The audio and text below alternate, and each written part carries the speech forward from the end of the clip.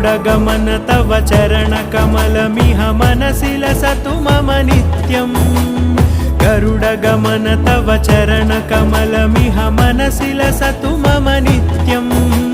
मनसि लसतु मम नित्यम् मम तापमपाकुरु देव मम पापमपाकुरु देव मम तापमपाकुरु देव मम पापमपाकुरु देव